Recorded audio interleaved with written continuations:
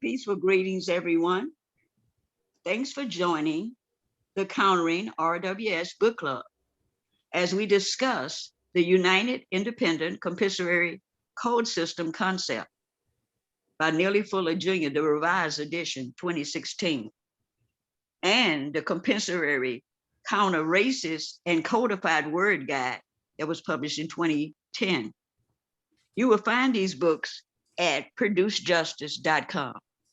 Information and guide for compensatory thought, speech, and action in replacing racism, white supremacy with justice, a balance between people. Today, we will continue our discussion on part 2 of the 8th area of human activity, sex, on page 291 through 308. I want to make mention that all 9 areas of human activity start with the introduction that reads, the following pages present suggestions that pertain to what a victim of racism, non-white people, should or should not choose to do in the areas of economics, education, entertainment, labor, law, politics, religion, sex, war, and counter-war. The code is not a dictatorship. Any suggestions in the guide, any suggestions in the code that you like or choose to follow, do so and track your progress as it helps you solve problems. Our goal is to solve problems without making any. Now I want to present to you our host, known as 0526, and our panel of guests as we discuss the 8th area of human activity, sex. 0526. Thank you so much, Ms. Williams. Getting started, I think this part from 291 is written in bold, which states conflict of one form or another cannot be avoided. Explanation. The best that can be done is for the conflict to be minimized, avoiding all unnecessary and non-constructive contact with each other can best minimize the conflict. Through the system of white supremacy, racist man and racist woman collectively have a great influence on the ways that non-white males and non-white females interact with each other. The greater the influence and or the greater the contact that racist men and racist women have, the greater the confusion, animosity, mistreatment, and dissatisfaction and general conflict that non-white males and females will have with each other. Conflict and confusion is sure to occur in all areas of activity: economics, education, entertainment, labor, law, politics, religion, sex, and war/counter-war. As long as racism and white supremacy exists, it is correct to blame the white supremacists for all of the problems that exist between non-white males and non-white females, and most certainly all of the conflicts. I think this point is really, really important because a good remedy to fights amongst non-white people who are attempting to have a relationship or an arrangement is to understand that all of their problems, all of their bickerings is to be blamed, well, it's the fault of racist men and racist women. So I think it would be correct for couples, people in relationships or in arrangements to attempt, of course, to minimize conflict. Minimize contact and minimize conflict. And once we are in a state where we are away from whatever our mate is, and once we're away from them, that should be a time to think and remind ourselves that this fight is non-constructive, and this fight is the result of being totally dominated by the system of racism and white supremacy. This dynamic between non-white people who are attempting arrangement, this was a highly sophisticated plan that was created before any of us got to this planet. And as long as racism and white supremacy exists, these sort of conflicts will continue. So I think it's really important to just keep focus on racist men and racist women. They are the reason why the Black male may not be able to do all that the non-white female would like, or racist man and racist woman are the reasons that the non-white female can't do all the things the non-white male would like. So it's really important to keep the blame where it should be placed on, which is racist man and racist woman, and do all that we can to correct the issue by solving the problem. But I think a good remedy for conflict is just that focus, that reminder that we're fighting or having conflict because of racist men and racist women. And yeah, anyone else like to have anything to share? I do have something to add to that.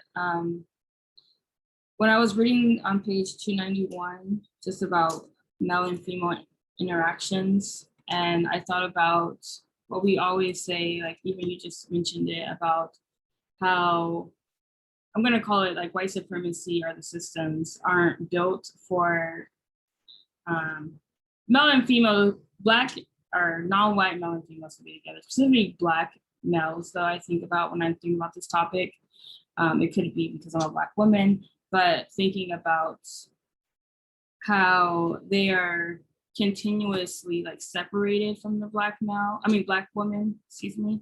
And that is the main one I think about that's not often talked about, is through like social media. And I think this comes up a lot because I don't have social media right now, but then people tell me stories like, oh, this is what people are talking about on social media. And I'm just like, that is just so terrible. And it's always a someone who identified as a Black male, like trashing a Black woman, and then vice versa. But this is something that is highly like a tool used to keep the Black male and women separated. And it's almost like no one sees anything about it because they see it as funny and like, oh, that's so funny, that's so true, or oh, ha, ha, ha, like I can relate. And it's very like terroristic. Like, no one is providing solutions, but instead almost doing the work for the white supremacists themselves. And that can be in all areas, but specifically with this area. And even just like how people engage in like sexual activities and what the phrases are now. Like people are willing to settle for what they call a like friends with benefits or a situationship, just for purely sexual interactions, or just nothing else other than doing what the white man is telling them to do. And I think it's just like this whole idea of seeing Black women and men together as a joke, and almost thinking when you see them like, oh, they won't succeed. So it's just so many thoughts I had like reading this, and going into just like sexual intercourse. I do think about just the interactions between Black females and men, like together.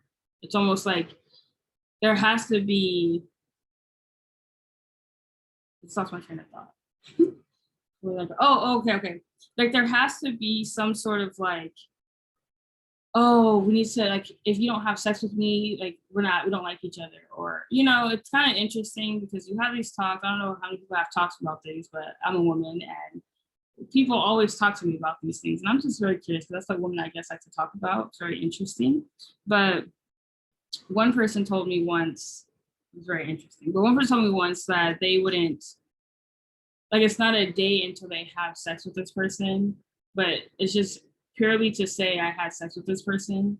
So it's just very interesting. I think all of this has stemmed from like obviously the white person's message, but a lot has to do with like social media and how it's seen as like a joke, and people almost like hype it up.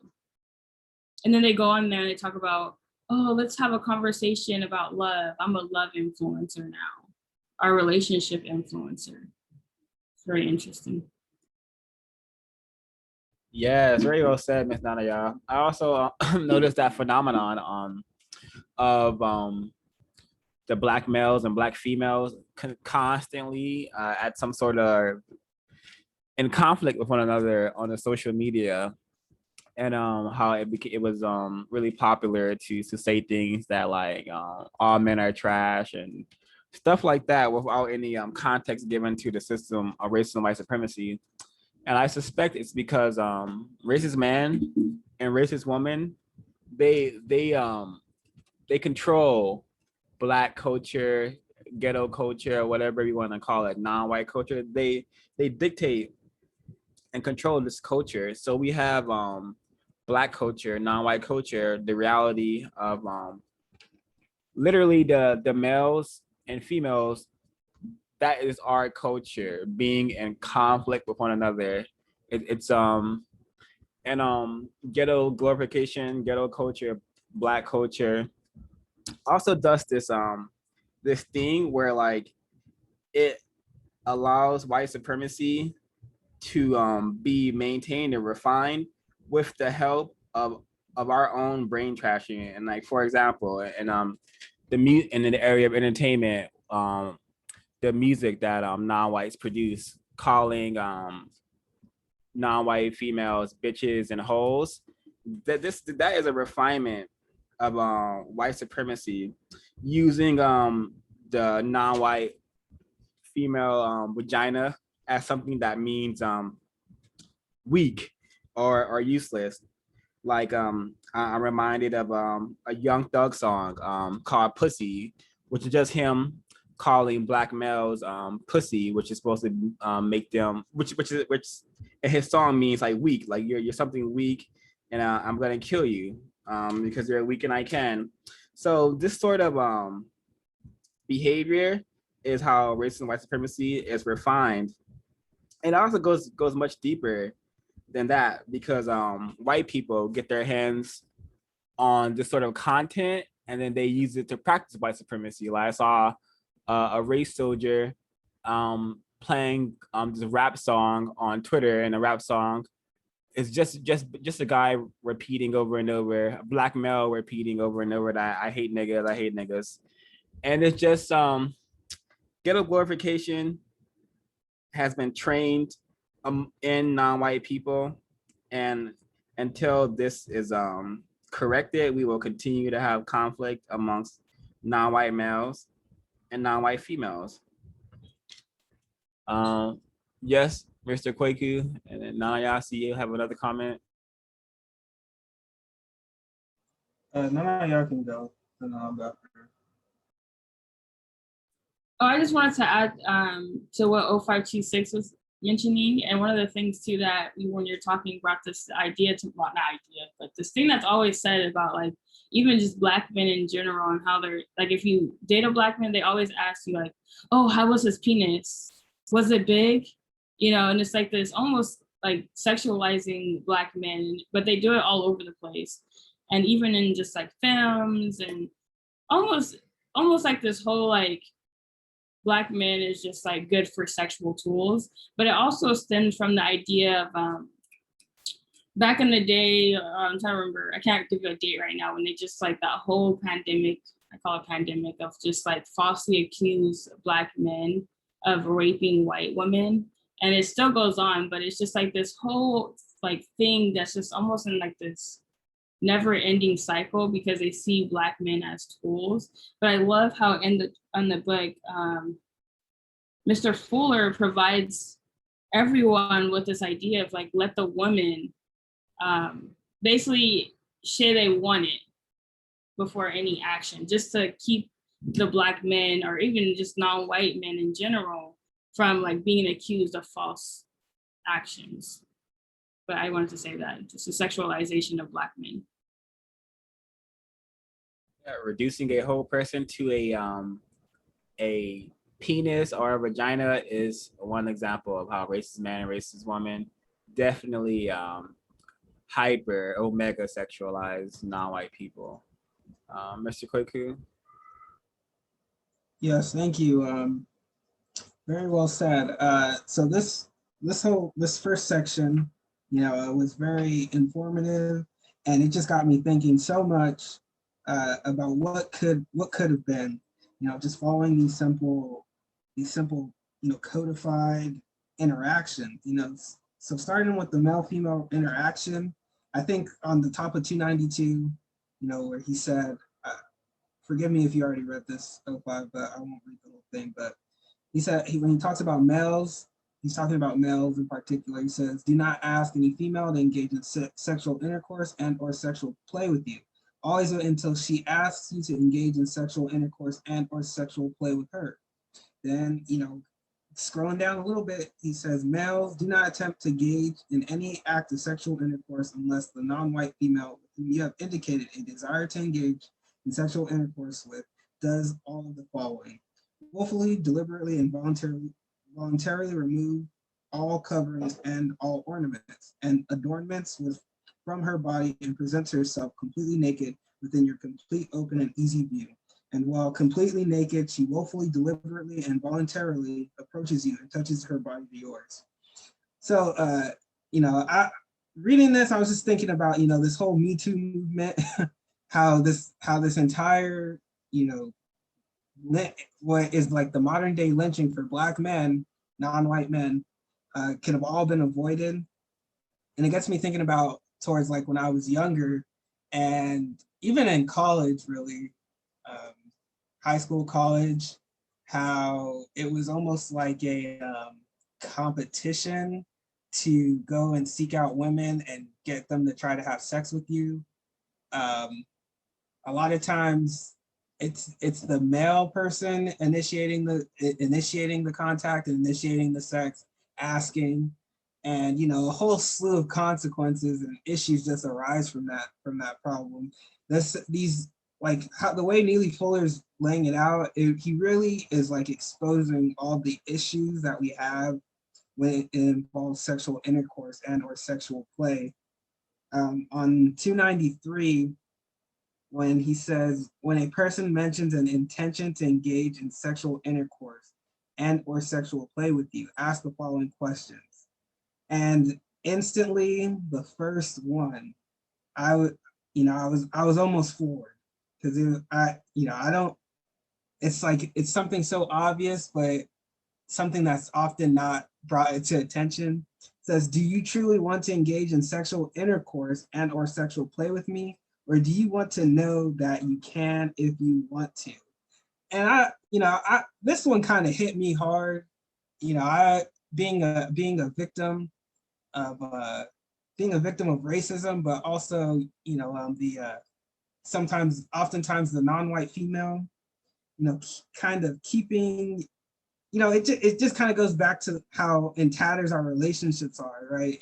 It's almost deemed unconstructive to have a friendly relationship with a female now. Most of the time when you're hanging around a woman, it's because you want to have sex with her. But a lot of times that woman, she'll know that, but she won't say anything, and she'll just keep you around. So it's like, do you want to know that you can if you want to? So just that fact that the woman is just keeping the male person around just because she knows she can have sex with them at any time, but she has no desire, right? Just completely wasting everybody's time and energy, and honestly being very dishonest about her intentions. And then I also like number 5, where it says, what do you intend to do with me or about me after you have engaged in sexual intercourse or sexual play with me? So I think we have a very huge culture of, the one night stands and the hit it or quit it type culture, where, you even online dating, where you meet somebody one time and you have sex with them and you may never ever see this person again or ever talk to them again. And that is really just disgusting. That, I don't think that's the proper way to have a relationship with anybody. I've always thought of sex as kind of like a transaction. So every time when you have sex with somebody, like that person gets a part of you, a piece of you. So when you open yourself up and you're constantly opening yourself up to multiple people that just, for lack of a better word or phrase, be inside of you or get parts of you, you know, I don't see any kind of anything constructive coming out of that. So, you know, Neely Fuller wrote this in 2016. So I think 1984. This part in 1984. The concept Wow. in 1984, but much before 1984, it was in the process of being written. The revised edition was published in 2016. Well, thank you for that. Well, you know, it just kind of, it's almost like Neely Fuller could see once again, what Neely Fuller is seeing the problems arising before they even start, you know? And it's just like all of these things have come to pass, and it's like the lack of questions. Nobody's asking questions. I'll stop there, but. Thank you, Mr. Kwaku. You commented on this bit on 292.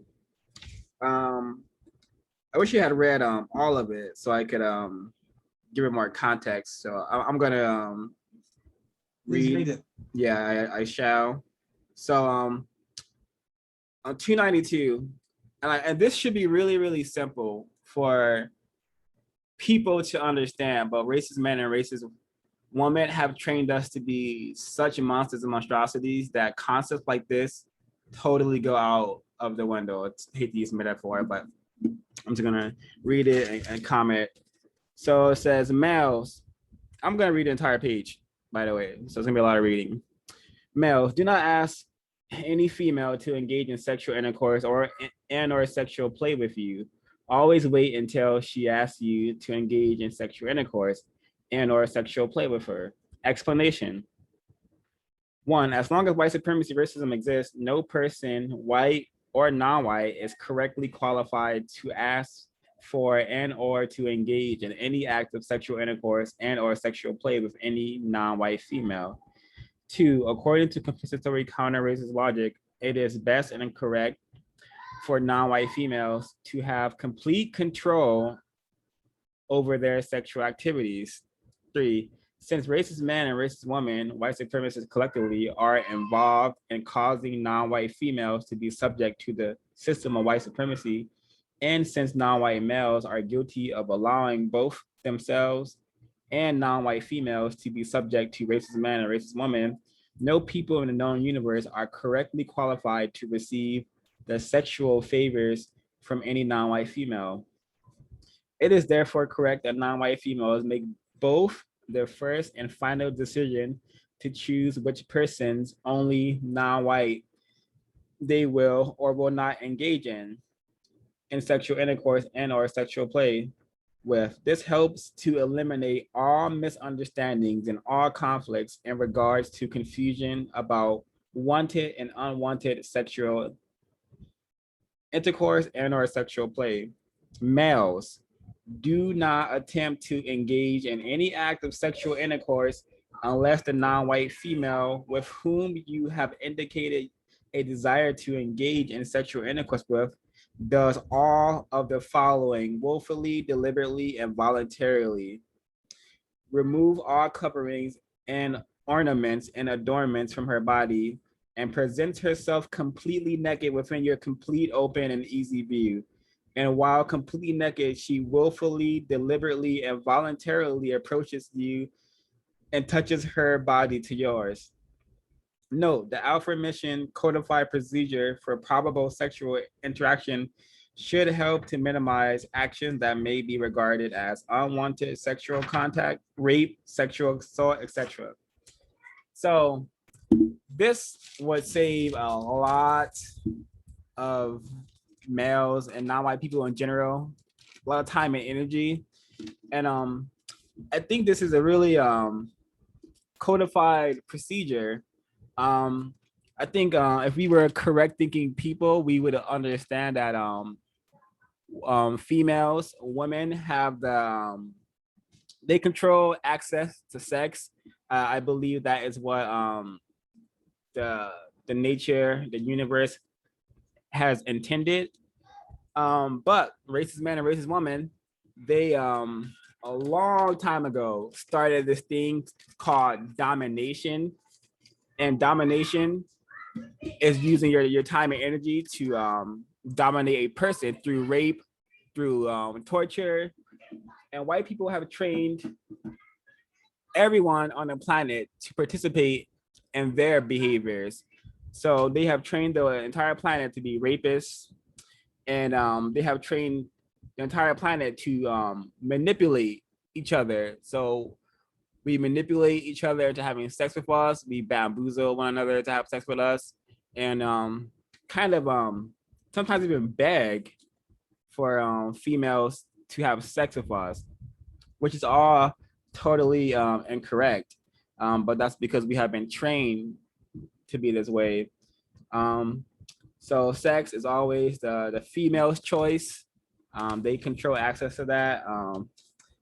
I think this part of the code may be a little hard for the more confused folks to comprehend, but I really appreciated reading this one because I've gotten a lot of flack from some associates because I've always been one to have a lot of associates who were female, and they would get like confused because I wasn't interested in having sex with them. And that was always interesting to me. I didn't know what was causing these interactions, like why I would be looked down upon for not wanting to have sex with my so-called friends. It would always be weird to me. And now I understand why. It's because racism and white supremacy has totally confused and brain trashed everyone, myself included. And yeah, unless you are trying to have codified sex, then can't be. It will probably not be that constructive. And sex is something that I believe should be constructive and pleasurable for both parties, for both people. But in racism and white supremacy, that's not always the case. I've definitely have regretted many sexual advances I've allowed females to take against myself. So really something to think about, this entire page, 292. Definitely something I think non-white people should think about. Mr. Dan, do you have a comment to share? Yes, my comments were also in regards to page 292. I'm not going to read it since it's already been read, but the part at the top where, it says how non-white females control access to sex. A thought that came to mind is something that non-white females do, or just females in general. This thing called I was sending him signals or something like that. I think some people should be familiar with that phrase or something, where a non-white female finds a certain male attractive and they start doing extra stuff. And then when he doesn't,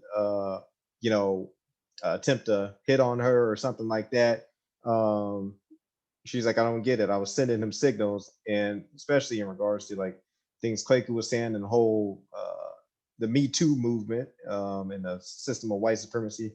Yeah, it just is messed up male-female interactions to where, males are kind of like don't want to interact with females in that way, even though, they're attracted to females. It just kind of makes you kind of hesitant to pursue them in a Area 8 kind of way. And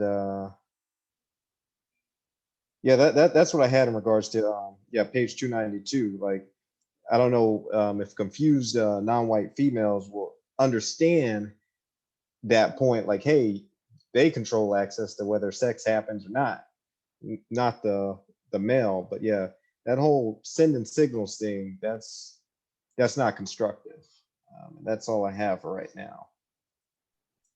Really well said, and I agree. I'm very victimized, very stupid. So I have experienced being so-called sent signals and not understanding what was happening and being expected to react to those signals in a way that the non-white female would have liked, but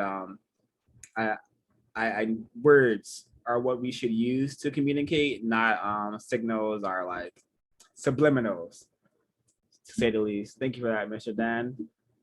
I think this point is also very, very important, could save a lot of conflict involving non-white males and non-white females. And this should just be something that we get into a practice of doing, which is being honest with ourselves and each other, especially those we are attempting to take to the bedroom. 293, the code states, question, what is the best and correct way for non-white males and non-white females to start a constructive, intimate sexual relationship with each other?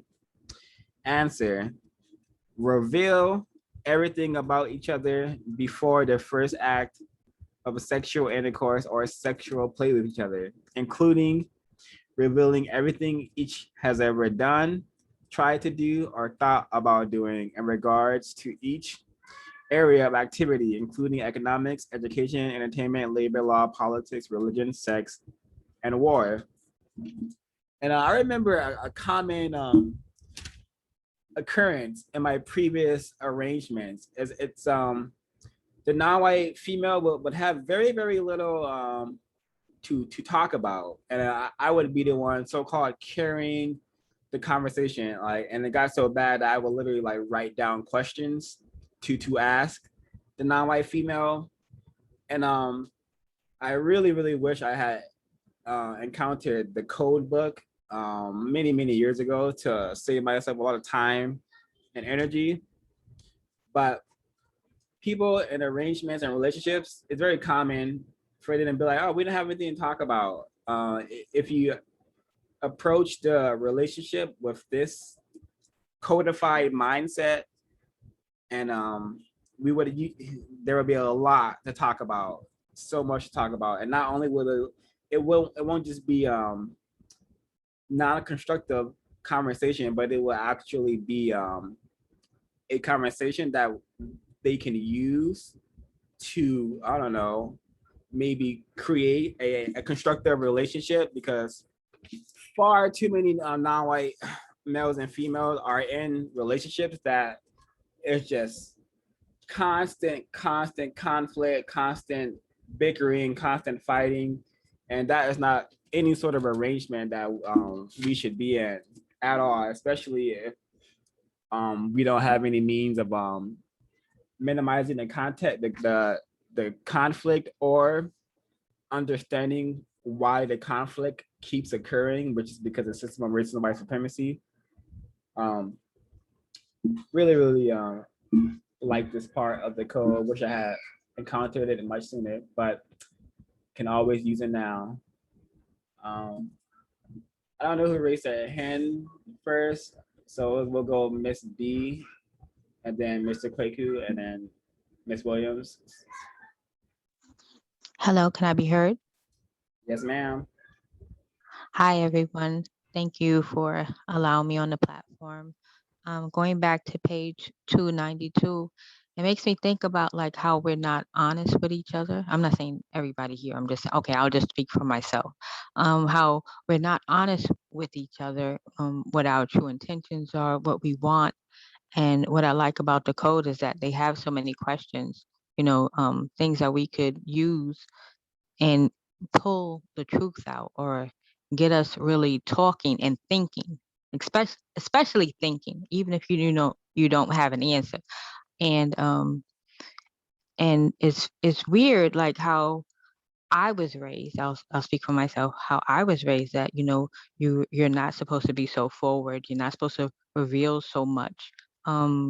That's being considered like fast, or like let him want you and chase you. And it's really supposed to be the other way around according to the code. And not even a chase. It's just, I'm supposed to, let it be known and ask questions, and you ask questions as well. And, just be more upfront and honest. And that's what I like about the code, that it teaches you how to be upfront and honest. And that's it. Thank you. Well said. Ms. Williams? I too enjoyed the fact, but I'm going to pull from page 294, where it starts. It says, when choosing each other as sexual mates, promise each other that you will never do the following in regards to your interaction with each other and with others. Number one, do not say anything to deceive each other. Now, I fully agree with that because so many relationships that I have seen was built out of total dishonesty, never really telling the truth about why you really wanted to have sexual relationship, and it was just a bunch of lies, and then those lies became more lies on top of lies, and her lies with his lies, and lies, lies, lies. So it is going to be very hard to have any type of relationship that's built on lies. That's why I really appreciate the code, because it teaches you to learn to be honest and to be truthful in your dealings with your associates and people who you may be considering to be sexual, because once a lie is stolen, the trust is broken. Whatever trust you might have had, that lie can just totally destroy it, because then they realize, okay, if you lied about this and this is small, what else have you lied to me about? So I like how the code allows you to question and ask the very things that you would want to know, and without having to wait after the sexual encounter. And I think it's better and more open to have the questions first, because then you get to see if this person is really who I really want to have a sexual relationship with. Because so many times we have these relationships, or I can speak for myself. I've had relationships and marriages that I went into them with the wrong mindset. If I'd had the code to guide me, I would have known basically that I shouldn't have chose neither one of them, truthfully. But because I didn't have the code, I kept choosing men that really was not suited for me, that caused me to be mistreated, and maybe in some cases caused him to be mistreated as well. But I like the fact that you can be honest with the people that practice the code, and the honesty is what helps build the trust, and knowing that we are at war and trying to replace the system of racism and white supremacy. We need to know that we can trust each other. We really need that. That's something we've never had before, because we've always had the type of relationship where we constantly lied or were being lied to. But it's time that we stop all the lying, the faking, and the shaking, and just be who we are. Whoever you are, by you answering these questions, if the person's still interested in you, they're still going to be interested. But if you lie, you're only going to deceive them for them to find out later you're not who I thought you were. So I really like the fact of being honest. And number two, it says, make we're not to ever make promises that we cannot or will not keep. We tend to do that too, sometimes wanting to please people. We make promises. And I think some of us do have good intentions, that maybe we really do want to keep the promise, but something may come up that we're not able to do it. But that was your word that went out that you would do it.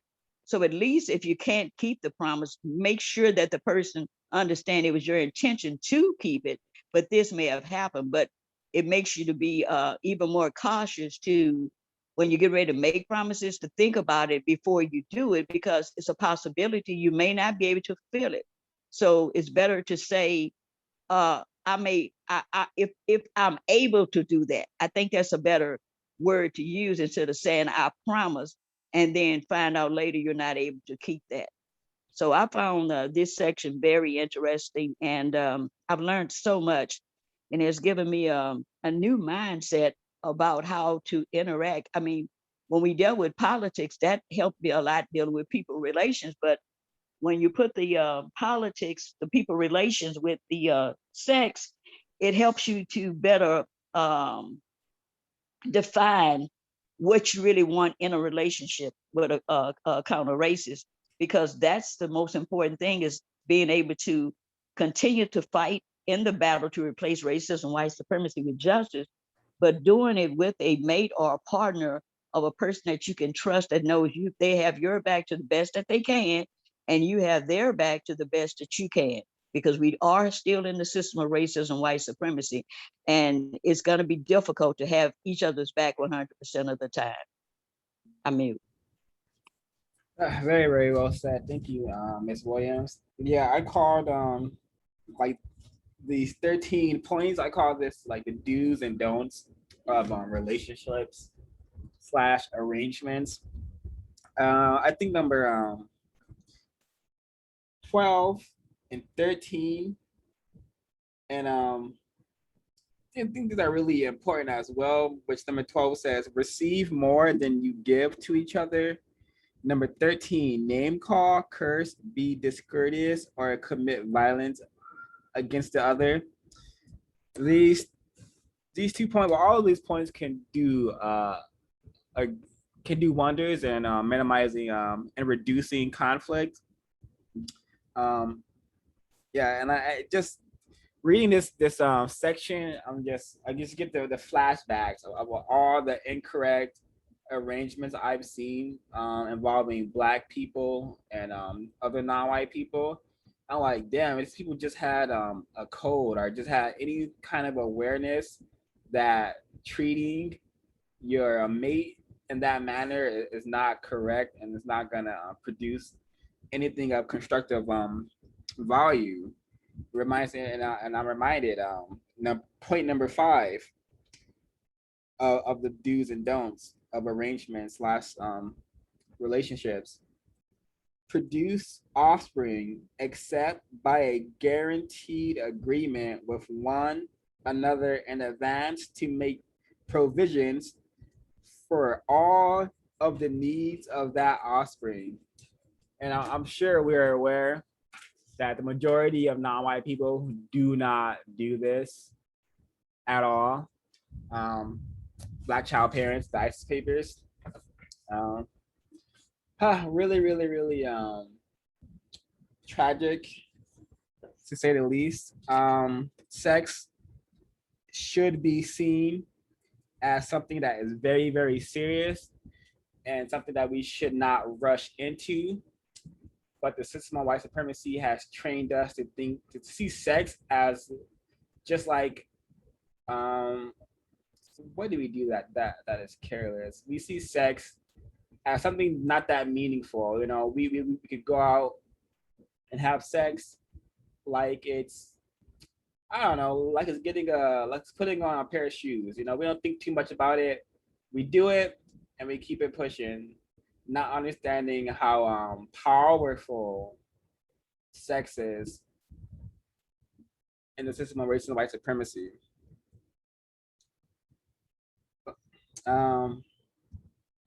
Did I want to read this part? Yeah, I think I'm gonna. Yeah, I think this is this section right here is what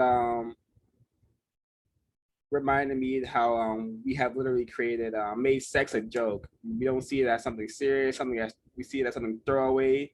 We well, like Kwaku mentioned earlier, we've been trained, males, non-white males in particular, that your sexual power is dictated by how many females you can convince, manipulate to have sex with you, and that's just really, really, really, really incorrect. And there's like 130 questions in this section that we're gonna discuss. But the code says, before having sexual intercourse for the first time with that person, be willing to ask yourself the following and request that the person do the same.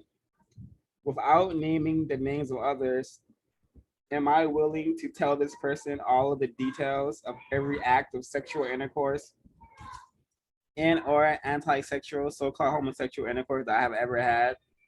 If the answer is no, do not have sexual intercourse with this person. Instead, meet with this person at least 3 times with the two of you appearing completely naked and having firmly agreed not to touch each other, telling each other everything about each other without naming the names of others in regards to everything that each of you has ever done, everything that each of you wants to do, and everything that each of you plans to do in every area of activity, including economics, entertainment, education, entertainment, labor law, politics, religion, sex, and war. Explanation. 1. To help end all non-constructive shame and all hypocrisy, falsehood, pretense, arrogance, contempt, fear, self-deception, and phony exhaustion between non-white males and non-white females. 2. To help produce honesty and understanding between non-white males and non-white females through the revelation of truth in a manner that best promotes the production of justice, balance between people and correctness, balance between people and all creatures, things, etc. Before engaging in sexual intercourse and or sexual play, make certain that the answer to the following basic question is yes. Is the person non-white? So I really love how appreciate how the code makes sex serious again. You know, it almost becomes like a ritual before you even want to, before you almost have to do a ritual in the sense of like actually talking to the person for more than a couple of hours. It even mentions like talking to someone out and hanging out with them while being with them for at least 200 days before even having sex with them. But this is something that would seem very, very bizarre to a more confused person. But if you understand how powerful sex is and how racist men and racist women have been dominating us through sex for possibly thousands of years, we would understand the importance of taking sex very, very, very serious and being serious about sex. Because when you're not serious about sex, when you make sex a joke, the joke is on you and the problems you will cause for yourself. And most importantly, the joke is on the offspring that you will potentially bring into the system unprepared and will just be more victimized. Mr. Kwaku and Mr. Dan. Yes, I wanted to comment on, making sex a joke. I would wholeheartedly agree. I think a lot of it comes down to, obviously the dominant, what the system, the racist white supremacist system is projecting at us all hours of the day. When you are watching most media, TV shows, movies, whatever, you don't really see any of this kind of codified behavior going on. I mean, the minute you get a non-white male, non-white female in the room together, not much time passed before their clothes are off and they're engaging in sexual intercourse. And growing up in this system, being trained and conditioned by the system, we tend to mimic that. I wanted to read this off of page 297. Where it says, question, according to compensatory counter-racist logic, when and how should sexual intercourse, sexual play, or intimate sexual communications take place between non-white males and non-white females? Compensatory, constructive, carnal communications. Answer, it is correct for such interaction to take place in accordance with one or more of the following. 1, when enacted according to the laws of his or her religion, and or 2, when enacted in support of speech and action associated with ending racism, white supremacy, and replacing it with justice. The non-white male and female must show that they are intimately interested in each other to the extent that they would have no objection to engaging in sexual intercourse, sexual play, and or intimate sexual communications with each other by doing an exact combination of all of the following. Agreeing to meet with each other alone in complete privacy and under comfortable conditions.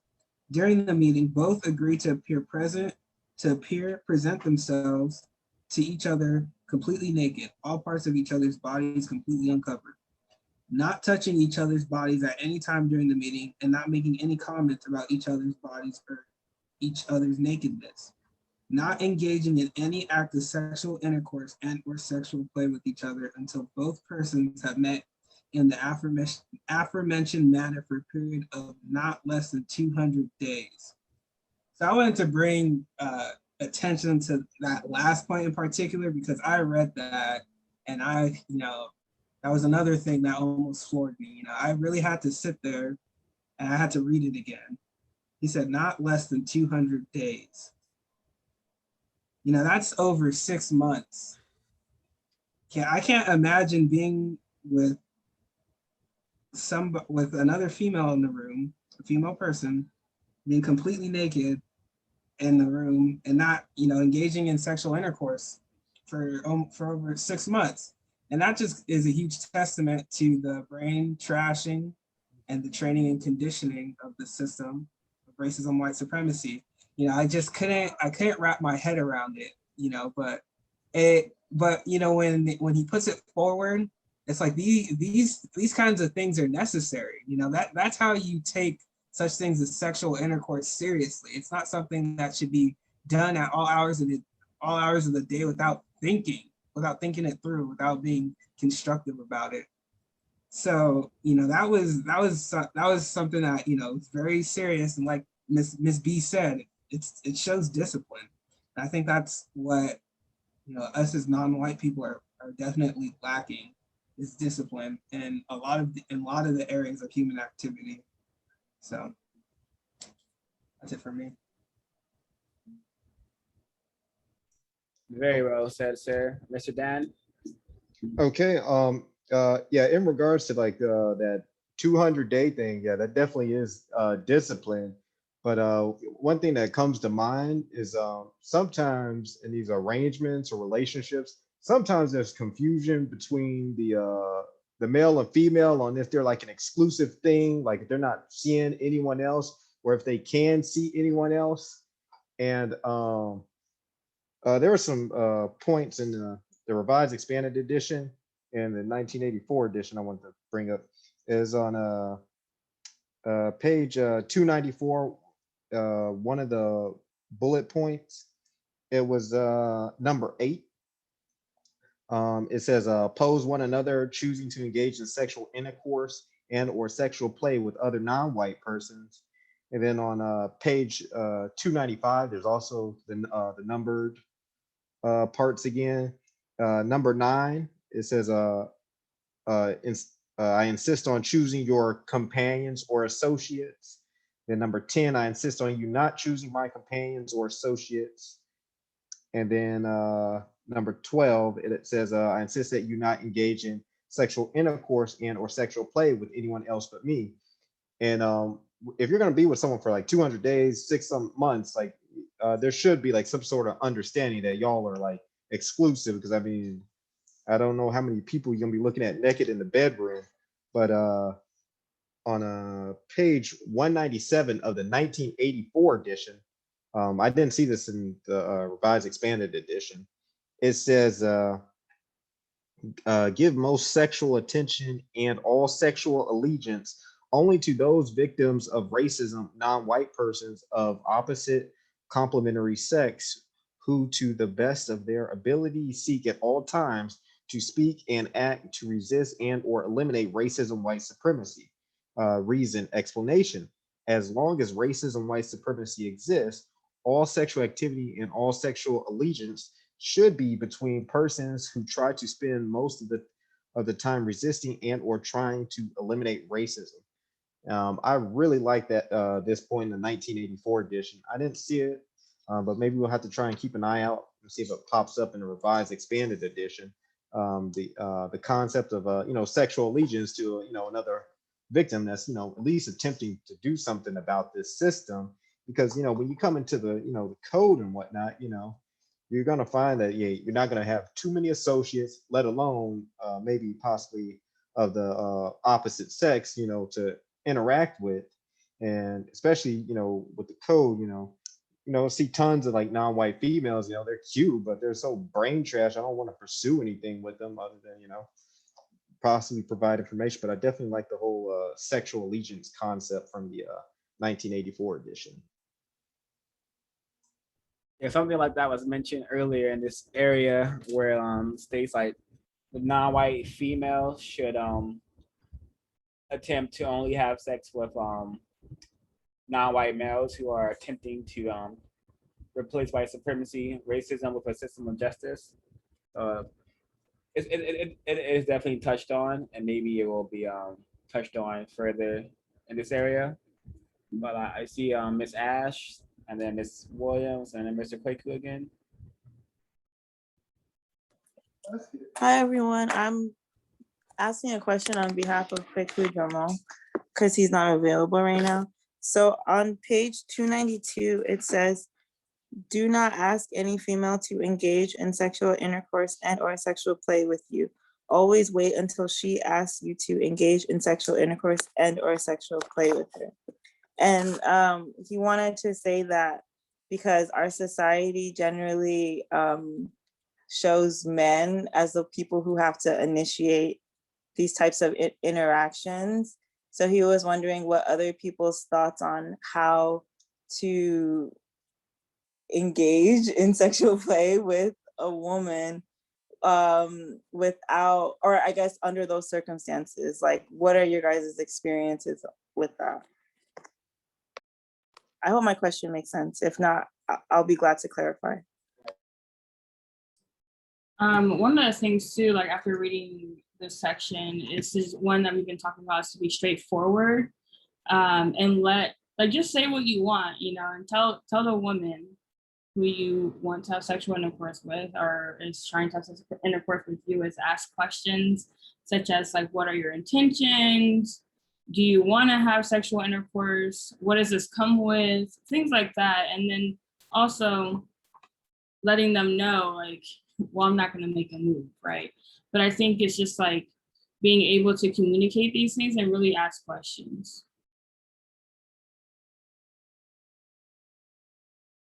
And my attempt to answer is that tell the female that hopefully the non-white female that yeah, I have a code that states that I am unable to pursue you sexually, even if I want to. Like my code says that you have to make the so-called first moves. You have to show me that you are wanting to engage with me sexually or in some sort of sexual play. And if you're not, if you're unable to do that, then we will not be having sexual play. It's just you. If you want to practice this part of the code, the specific code, I think that would be a one way to phrase it / frame it.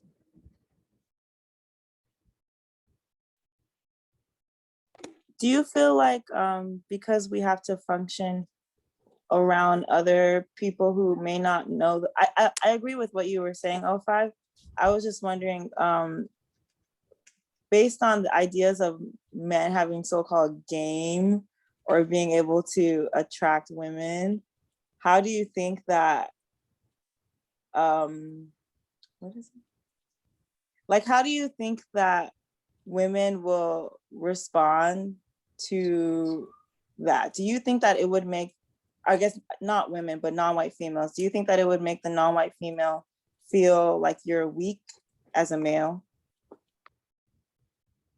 I personally don't think I'm able to get into the head of a non-white female and in terms of how they will respond to someone practicing this piece of the code. But I would hope that it would indicate to them that this person is it's actually serious about the sexting, and yeah, that's the best I can answer that. Would anyone else like to answer Kwaku's Dromo's question? For the second part of the question, I believe, as as somebody who attempts counter racism and attempts to become the universal man or universal woman, specifically speaking about the non-white male person, as they attempt to become the universal man, I think that I believe women are usually attracted to somebody who's got it together, or is at least trying to get it together. I think that that it's not uncommon for women to seek out men of some, I don't, for lack of a better word, value, of high value under the system. I don't think it's uncommon for them to do that. So I think as you attempt to become that universal man, you're making yourself better. Therefore, women would be attracted to that kind of stuff. Hope that was codified. Trying to be as codified as possible. I would like to attempt to answer the second part of that question, just to share my thoughts on that. One of the things, my first thought is they probably won't be receptive to it if they've never experienced something like that before. So I think it's always going to have to be just go for it, because that's what that person stands for. Like the man is saying, I'm going to be codified in this, so I'm going to proceed this way. But I think also, if the non-white person decides like, hey, this is awkward, I'm not going to continue with this, I think that's a sign to move forward. Because as like, it's one of those things like, I'm not gonna say it's codified, but that it's not that good to like sit for one person that you don't have any relationship with, but you just want to have the sexual intercourse with. To just say, okay, I'll try something else, you know? So I think it's very, it's almost like a 50-50 chance, I guess, or a hit or a miss. You never know how the person will respond, because everyone would respond differently. They just have to learn or be introduced to something different other than just like the man chasing them all the time and they having to be like, oh, it's always in my part, you know? So I think it's something that should be going on, and also something that should be taught to others. So especially taught to women from the man's perspective. Our biggest fear. I wanted to say that this is actually Ash responding. I'm sorry for the confusion. I wanted to say that I really liked what 05 said as like an example, because I think the male is still like asserting that, hey, I have these feelings or this desire, but I'm going to like wait on when you express that. So I just wanted to say that helped a lot with my understanding. Thank you. And I also appreciated your perspective too, Nanaya. I see Miss Williams and then Miss B. I think that because we're practicing the code to the best attempt that we can make, is that it's always wise that, now it appears to me that if a non-white woman, non-white female chooses to ask a codified person about sex, evidently she would not know he's codified. Something happened that she didn't know that, but it appears to me that somewhere in their conversation, she missed it. But just say she did miss it, it would be just like 0526 said, it would be his duty to inform her what he practices. Just like if a person practices a particular religion, there are certain things that the religion will require that you could not do or should do. So you would inform them the same way. But it would appear to me that that would be a person who really was not paying attention to the codified person that practices the code. But the ones who would practice the code, they would already know from the beginning, because they've read the code, that it would be the duty of the woman to make the approach and then allow the man to work from his point on either accepting or rejecting. But we know the questions are going to come up from both sides, but be willing and open enough to talk about these questions, because as you look at these questions, and truly, this is my first time going through the code, especially looking at, I've looked at the part on sex on various points, but not the whole thing. And when I first started reading it, I had to get out of it because to me, it sounded a little ludicrous. I'm just admitting that. But as I'm growing and learning more about the code, then I can see the logic in it, right? As before, I think I was looking more of the emotion sides of it. And as females, we tend to kind of think emotional sometime before the logic kicks in. But once I began to see the logic of it, and I'm assuming that other non-white people, other non-white females will begin to see the logic as well, then they will understand why it's necessary to ask all these questions and to get to know the person. Because beforehand, you can think you know people, you really can, but I guarantee you these questions will help you to hurry up and get to know a person and let you decide if you're really interested in this person the way you think that you are. But I like the fact too that even though these questions are suggested questions, we do have the choice to pick and choose what questions you choose to ask that person and what question they choose to ask you.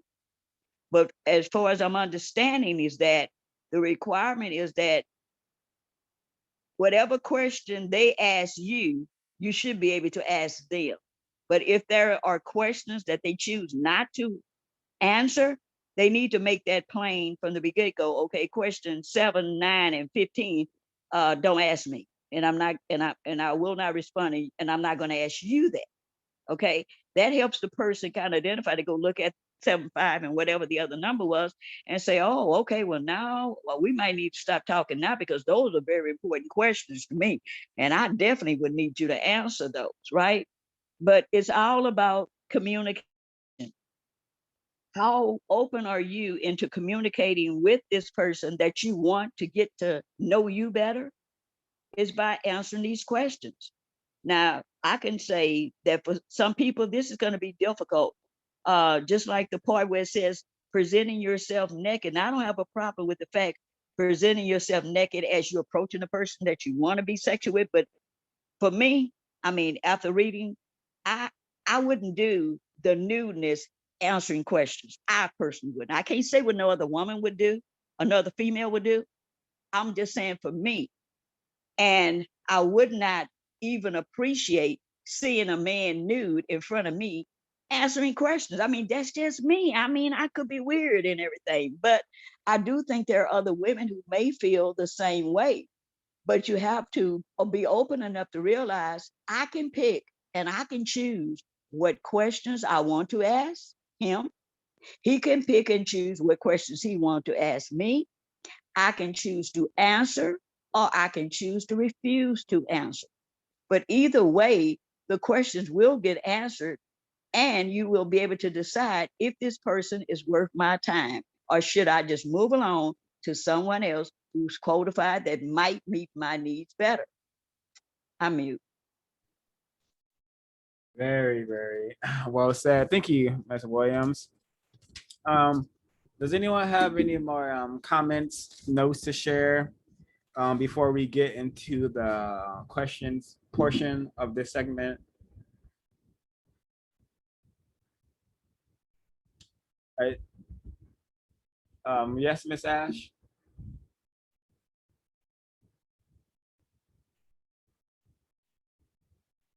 Well, would you like to share another question from Quickly Drummo, Miss Ash?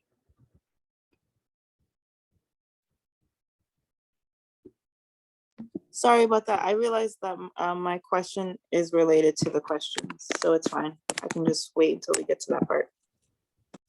Okay, so everyone was asked to come with 10 questions from the list of 130 questions. I think we could take turns, maybe sharing two, three of the chosen questions we've selected to just share with the audience and to provide examples of the kind of questions we should be asking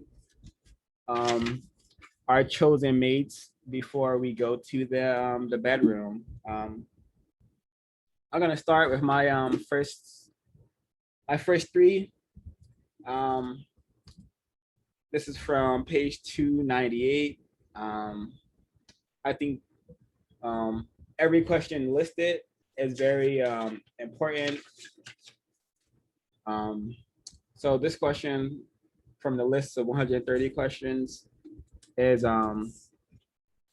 have you ever engaged in sexual intercourse, sexual play, or any homosexual, anti-sexual acts with any white person? If so, when, where, with how many people, and how many times with each person? For what reason?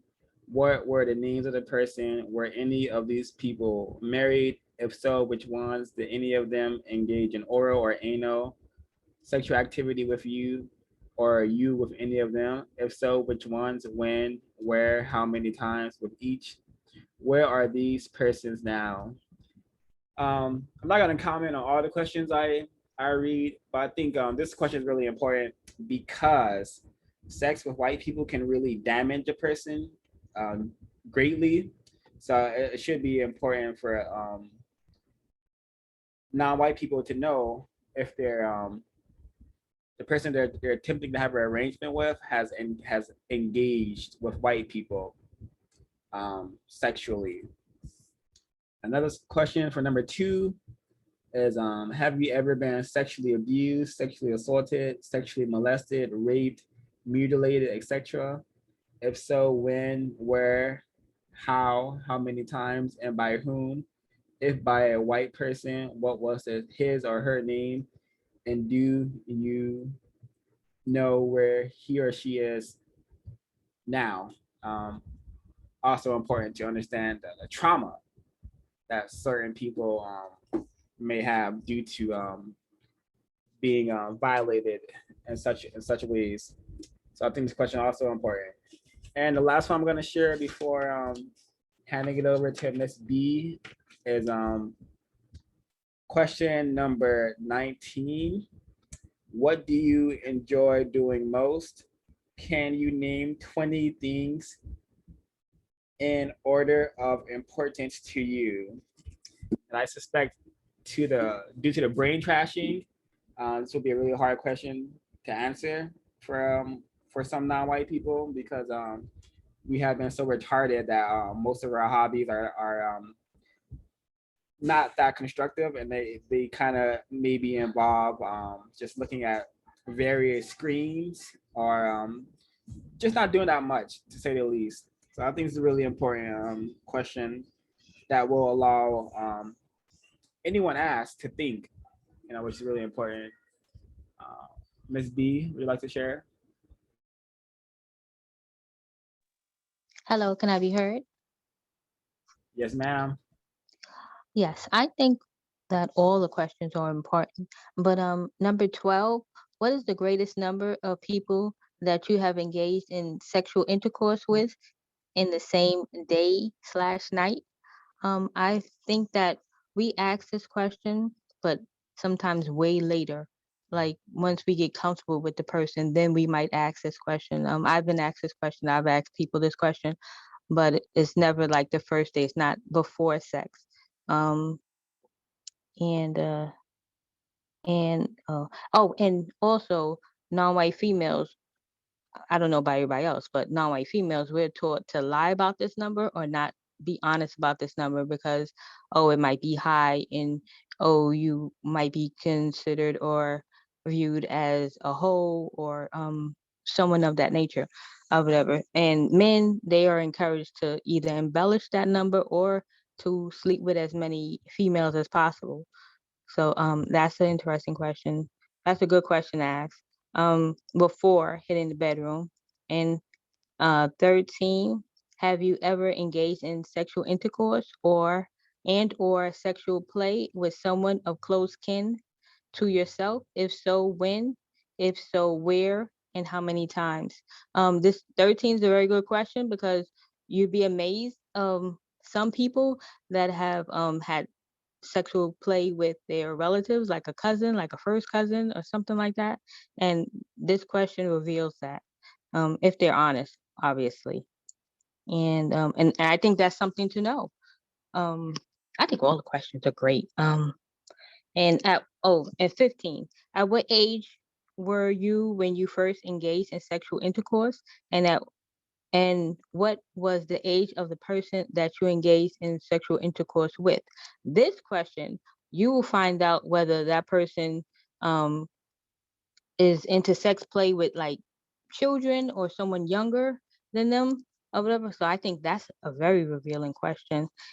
And that's another question that we might ask, but it might be a year or 6 months down the line after we've already engaged in sex play. That's not something that we think to ask before hitting the bedroom. And that's all. Thank you.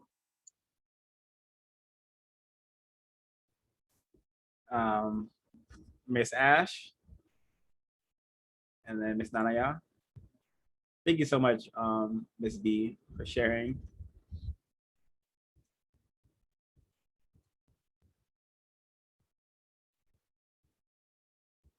Let's have Nanaya, and while Miss Ash is getting her thoughts together.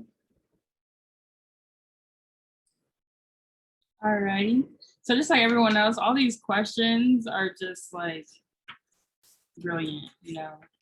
You don't think to ask these questions often, and especially the way they are written. But the first one that stood out to me was on page 129, number 129. It says, do you always tell the truth? And if not, what is it that you are most likely not to tell the truth about? I found this one of many others to be something I would ask, like very first thing I meet someone, like. But instead of saying like, are you a liar? It's like you ask this question because it almost gives a person, makes the person feel more comfortable. Because, you know, as a kid, if someone says, are you a liar? Are you a liar? They almost like, no. Often, by reflex is just to say no. But I think one of the things is that really asking this question and being okay with the answer, because I'm sure there's a lot of things that people don't like to talk about, and they might bend the truth because they don't want to talk about a certain subject or a certain topic. So that one stood out a lot to me. Another one was, what is your ultimate goal for everything that you say and do? And what do you think my ultimate goal should be? That's another one. That one's straightforward, just to see like what goals that this person has for the things that they do and say. And then another one was, what problems do you have that you are likely to want me to help you to solve? And I think this is very important because oftentimes you have interactions with someone and it's almost like they put their weight on you, but you didn't ask to be with the weight. It's almost like, since we're involved, it's like this unspoken thing that I have to have that weight too. But I think it's just asking these questions before, so you can almost see like where your time and energy will be spent. And I have one more. Sorry, there's just so many. Well, yeah, no problem. Just please share the page number that the question is on. Oh yeah, of course. That last one I just said, what is the problem? That was number 87 on page 304. Thank you. Continue. Okay. And then the last one that I have is on page 301, and it's number 39, and it says, do you prefer to save money rather than spend it? I just find this to be very interesting because I'm a saver, and I like to ask people that, are you a saver or a spender? Would you like to go broke or save money? So a very interesting question. Thank you. Thank you. Anyone else like to share some of their questions? Yeah, for me, to start it off, I thought that some of the first ones are really good. I thought that the number 4 was an important question. Do you have, on page 298, do you have any offspring? If so, how many males and how many females? How old is each one of them? What are their names? Where are they now? Are you giving them any material support? If so, how much and how often? What are they doing now each day? And as I was reading that, I thought, wow, that's a lot of information to ask somebody. But you know, it's important to know these things. But I also thought like it kind of reveals how responsible or how much this person cares for their offspring. You know, if you have so and so many offspring, you have no idea what they're up to, or you don't know how, like, you don't know what's going on with them. It shows that you either don't care about them or you're not involved with them. So I think that is something that's very telling for any chosen mates that may want to interact with that person. And then on page 300, I liked 28 and 29. 28 was, what do you like most about yourself? And then 29 was, what do you dislike most about yourself? You know, given being trained under the system of racism, white supremacy, I think it's a very awkward question to ask somebody, but a very necessary question, because I think it'll really like, I don't know, for lack of a better word, expose kind of the self-respect that somebody may have for themselves, or the amount of self-hate that they might practice in. You know, so I doubt very many people will be honest about what do they dislike most about themselves, or what do they like most about themselves. So I thought that those are pretty good questions. That's always been something that I've been concerned with, how much somebody likes themselves. You know, I think that's important to display how much self-respect you have for yourself, and you know, yeah.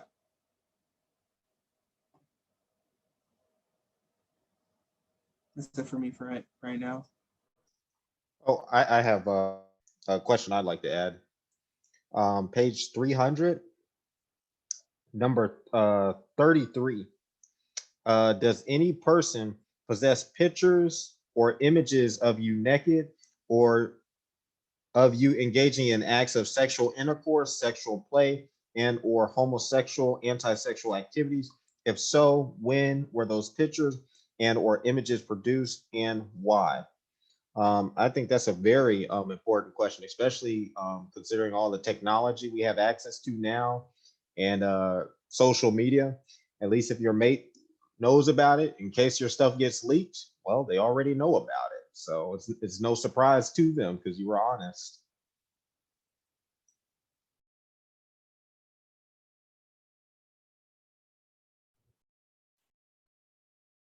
Go ahead, Ms. Williams. Exactly, Dan. Those things have caused a lot of problems with photographs of people who may have taken pictures when they were younger that still might be out there floating around on the internet. And that would be something that you would want to know. But my questions are coming from page 300. Number 26, if you decide to engage in sexual intercourse and or sexual play with me, is it likely that you may engage in sexual intercourse or sexual play with someone else after, between, or before doing so again and again with me? If so, how likely? If so, how many times? If so, do not do you expect me to do the same with others that you do or desire to do with me? That's a very important question, and that would probably be my number one question, if it ain't number two, simply because we have lived in a system of racism and white supremacy so long that we have men and no, not men. We have Black non-white males and non-white females playing the juggling game in sexual relationships. And I think it's important that if you decide you want to play a juggling game, then play it with people who want to play juggling games. But for you not to inform the other person that that's what you want to do, I think is very it's not trustworthy. It's not something that person would be happy about if they're not planning to do that. So I thought that was a very important question that people might want to ask a prospective person. Then number 32, for what reason would you use violence or physical force against me? I think that's very important because we have so many cases of domestic violence cases with non-white males, non-white females that lead to death, tragedy, dismemberment, all kind of craziness. But that's one of the things we definitely want to quit doing as non-white males and females is stop promoting the violence.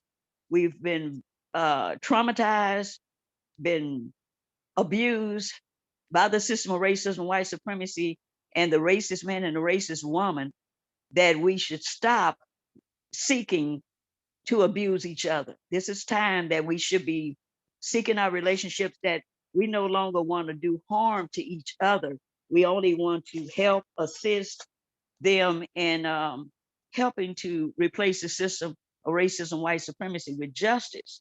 So if we're gonna be fighting among ourselves, we're actually contributing to the cooperation of the system of racism, white supremacy. That is what they want to see us do, is to kill each other, maim each other, and be on the news with a woman shot a man 5 times over a girlfriend or something. You know, it's something stupid that didn't make sense. But I just think that when people are honest about their history of violence, and I think people that who do have a temper and know you need anger management, you probably don't need to be in no relationship with anybody, because until you deal with your anger management issues and find out what's causing it, so you won't do any harm to anyone else. And I know sometimes that it's easier said than done, that sometimes things are said or words are said to people, and people say, well, I just flipped out, right? Okay, well, you might want to flip back in, because that's not the way to have a quality relationship, by putting your hands on someone and doing them harm. So for me, I would say that if the question was posed to me, number 32, for what reason would you use violence or physical force against me? If somebody was asking me that, I would say, in line or protecting myself against you if you were trying to do me any bodily harm. I mute.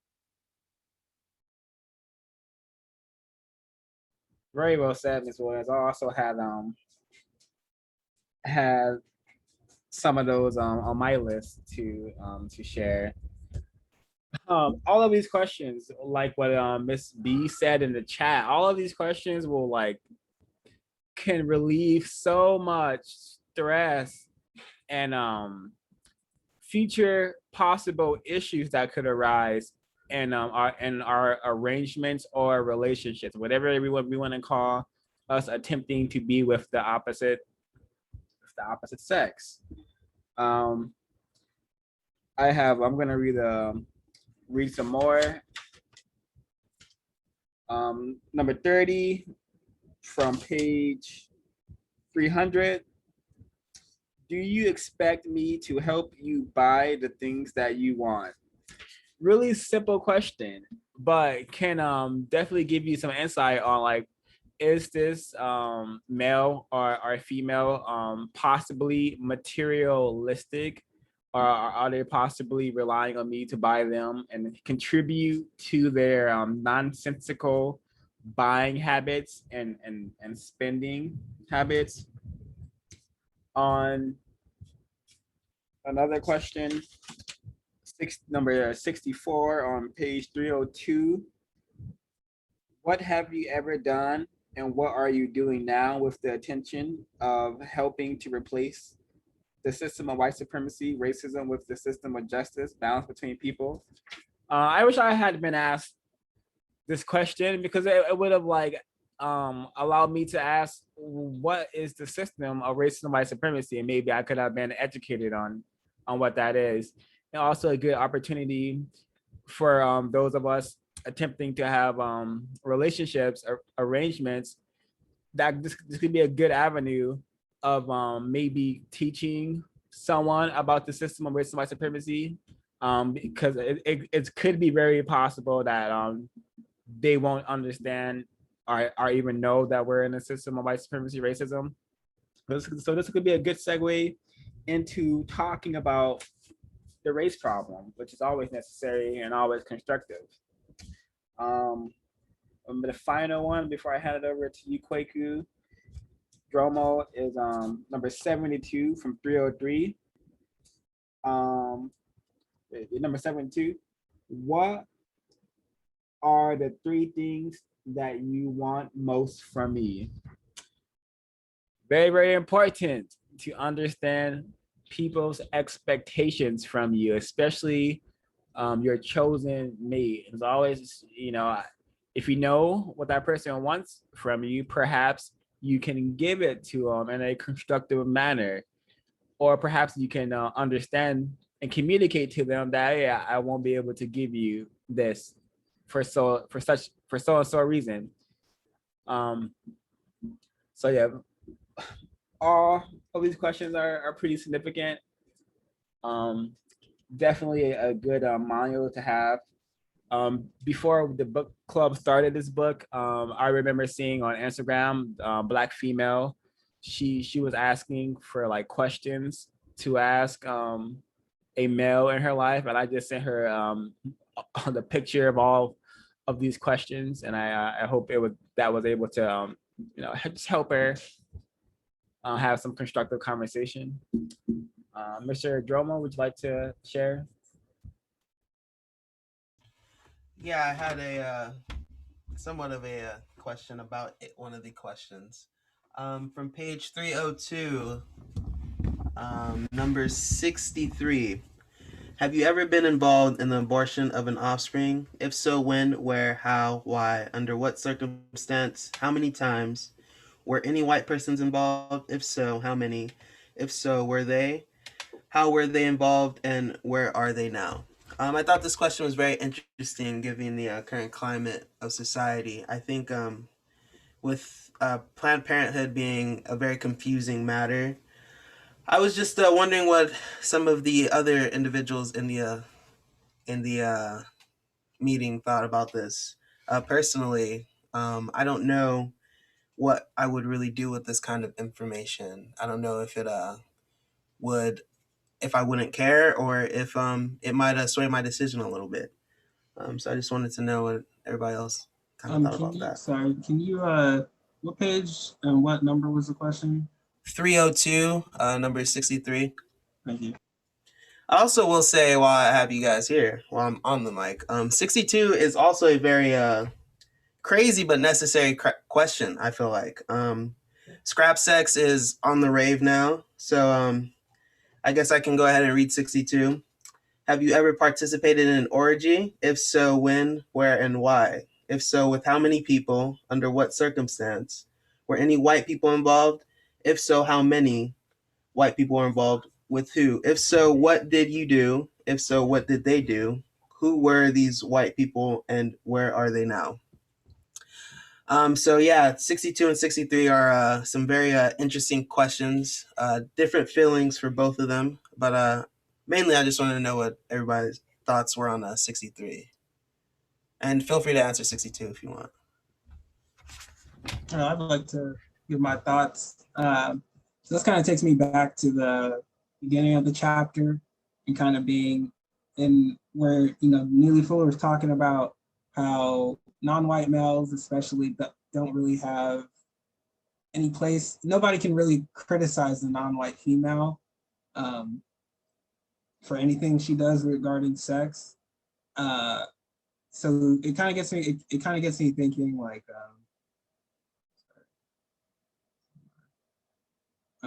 so yeah, pretty much like in regards to sex and just non-white people in general. It reminds me of how Neely Fuller always says, it's a salvage job, really. Everybody's severely damaged, so we have to kind of take these things as they come.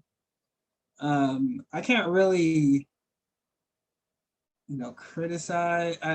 As far as abortion goes, I think that I don't think it's. I value all kinds of life, but also at the same time, uh, bringing a child into the system while being severely unprepared for it.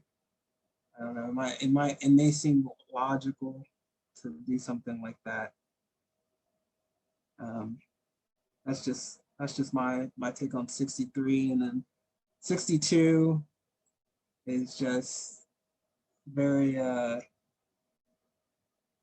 I can't really comment on that. I don't. Like you said, that one's just inappropriate. No. Ms. B, would you like to comment?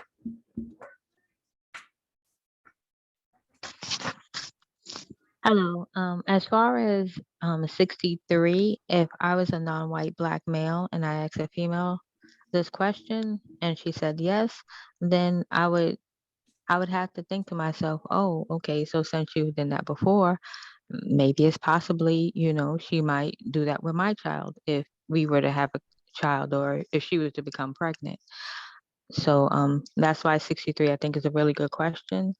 Um, last night, I was talking to a non-white male, and we were talking about sex and these questions, and not all of them, of course, but I was asking different ones here and there, and just talking about relationships in general. And he was explaining to me, he knows a little bit about Neely Fuller, but he doesn't have the book, obviously.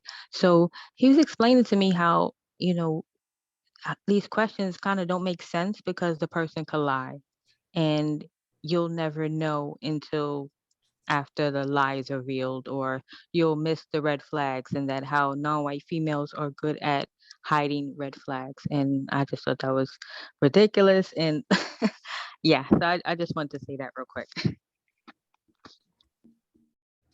Thank you so much. I love to see the code being practiced in real time. Thank you, Ms. B. To answer to comment on the abortion bit, what Kwaku said pretty summed it up pretty well. We shouldn't criticize non-white females for what they have done in regards to abortions. I think it could be sometimes more constructive to not bring another slave into the system of racism and white supremacy, rather than to bring a slave here that's going to have to go into some sort of greater confinement, whether that's called the foster system or being adopted by white people. All of that is a fate, I would say, worse than death. So that's how I would comment on that. There could be very constructive or sound reasons why a person would have had an abortion, and the male could have also been involved in that decision. So it's not just the female we're always going to be talking about in regards to abortions. And in regards to the 62, the orgy question, you would be very, very surprised to what goes on college campuses. I went to a university called UC Berkeley, and that university had these things called co-ops, which is just a bunch of young people living together cooperatively. But there was certain houses that will participate in various incorrect behaviors and activities. And I am certain that many of those houses had orgies and had a lot of experimental sex with the non-white people who frequented those co-ops and who were unfortunate enough to live in those co-ops. Yeah, like the orgy question, I don't know, like the effects of being in a orgy. I don't know how severely that could damage your mind, but I know it does occur more than we are aware of, and even in places we will not expect them to occur, like schools, like so-called renowned educational institutions. So I think that's my thoughts on that question. Would anyone else like to answer the question? Attempt to answer the question? I would add in regards to 62 and 63. 62, the orgy question. Yeah, white men, they will go out and they will find black males to participate in these orgies. They will get these black males for white women.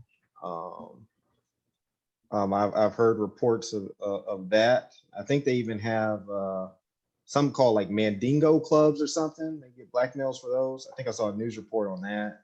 And then there's like white women that'll travel all the way to like Senegal and Africa, and they'll sexually soar black males over in Africa.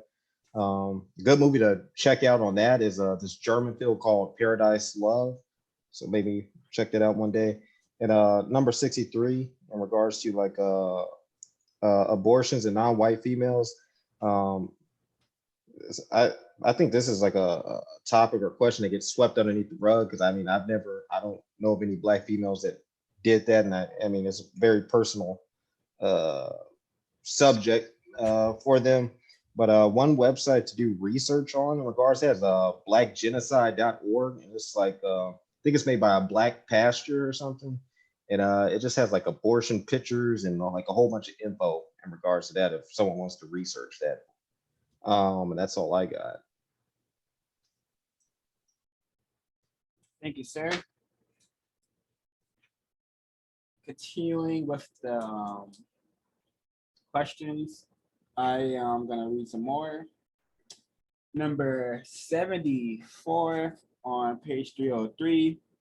What do you think about doing most of the time?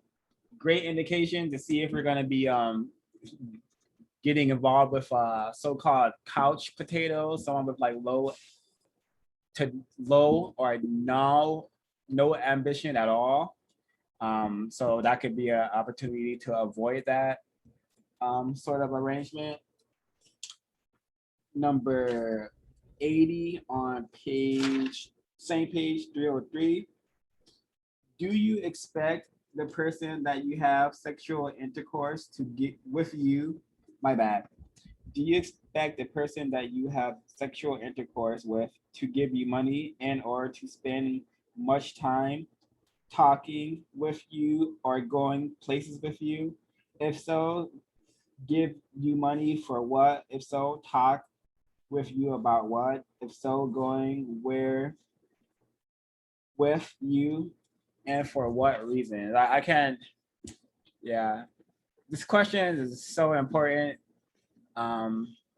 because I'm not a person who likes to go out much, though I don't really see the constructive results from going on these so-called dates, unless it's like a learning date and we're like going somewhere to read or share constructive information. So I think this question is really important because I've seen a lot of, I've heard this thing called this statement, we don't go out enough, or you don't never take me nowhere. I'm like, this is really common amongst non-white people, these sort of statements, you know. So I think this is really significant question. Miss B and then Mr. Koifi Dromo. What I also like about the questions that all of them are important and all of them are really good questions, but they have the little questions. I'm kind of gonna bounce around a little bit, but like 46, what are your 3 best skills?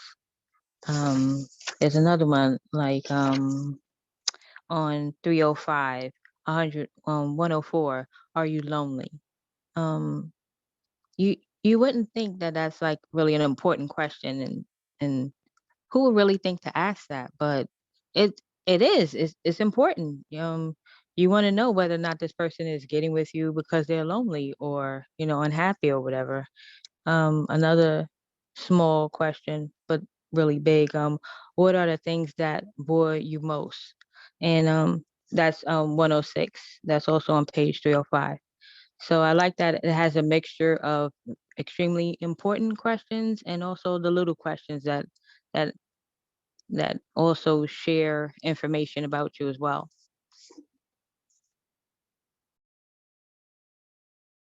Agreed. A lot of these questions also allow for like introspection, like to really like think about, what do I think about the most, or what do I like about myself? Which is something that we probably don't give ourselves time to think about, or even the awareness to think about. Mr. Dromo, and then Ms. Williams.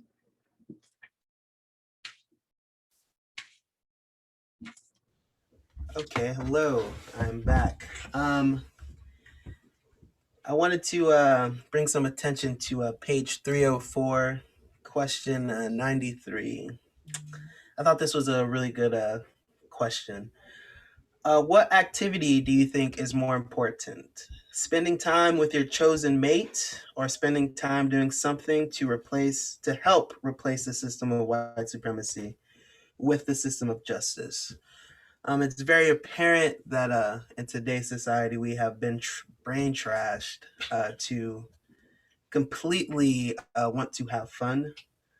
So even it's very apparent that sometimes couples might lose the overall goal. So I just wanted to ask for some of the counter-racist couples and just maybe some of the normal couples that watch the stream. Are we are we willing to risk our relationships and stuff like this to combat racism and white supremacy? I'm not very sure on how to word my question, but that's the gist of it. But yeah, I thought that was a very interesting question. What do you guys think?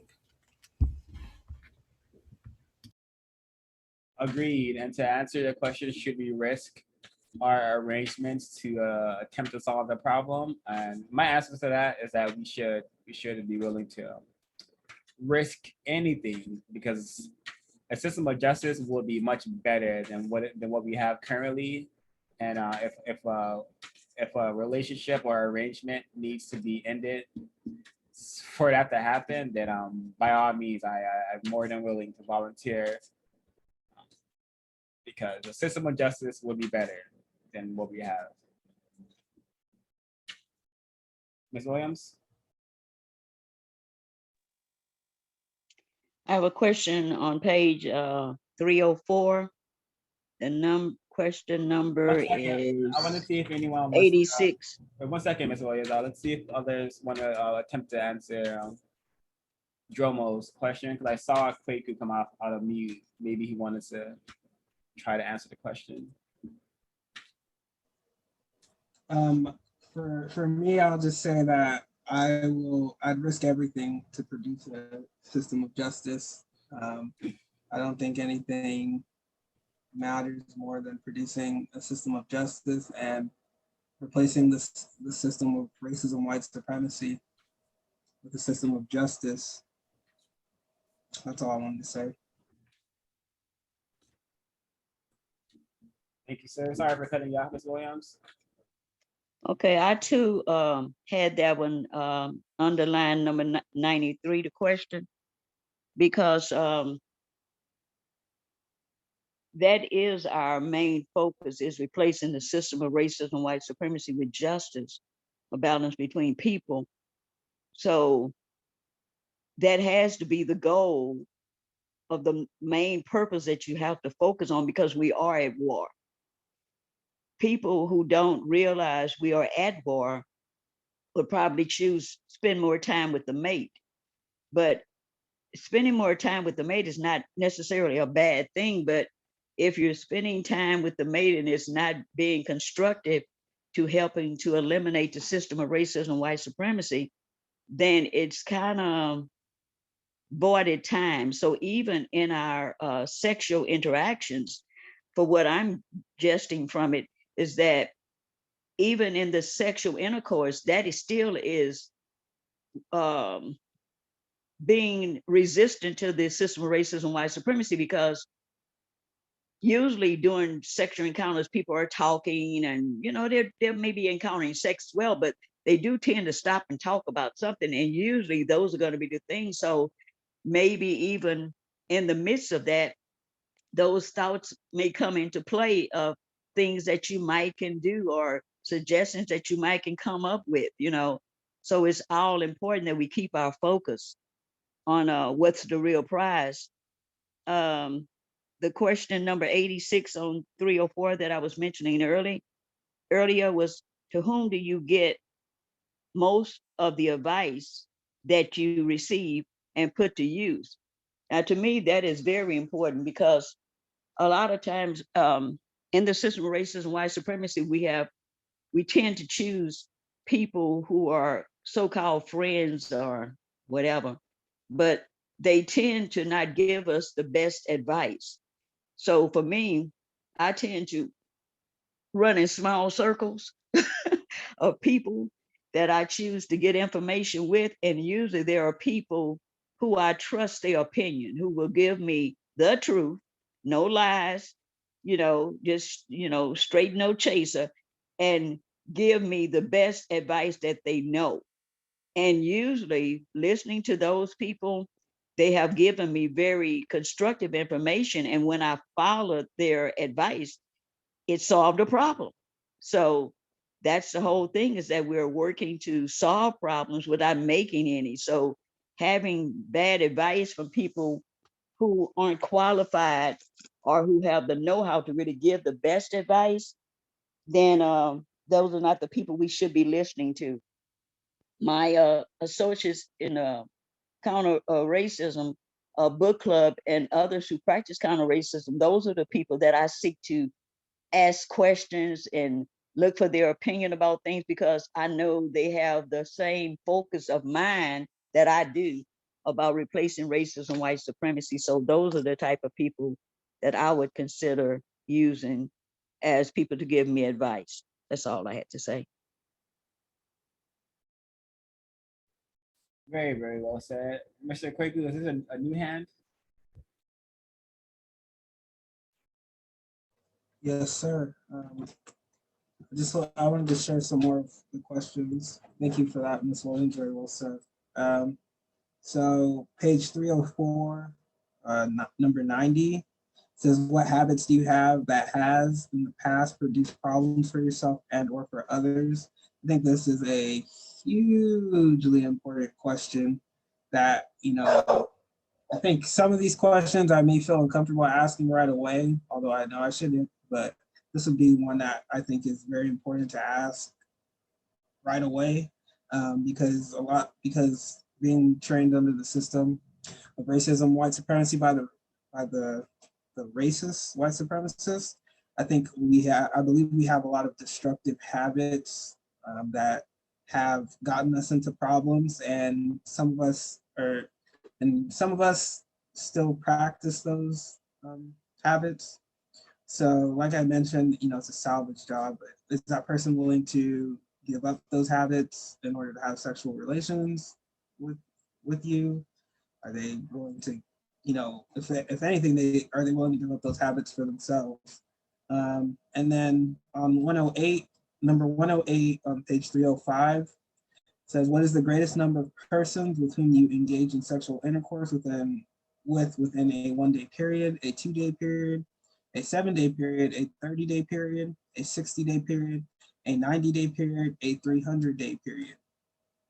I also thought that was important, just to kind of get like an idea of how much, you know, how much this person values sex, you know, how important having sex is to them, and how important the act of sex is, you know, as far as self-respect. Once again, um, you know, that's also an important question for somebody who's engaging with that person, because, you know, and I guess it didn't person. So yeah, so I think that's also an important question because that person is also having multiple sexual partners.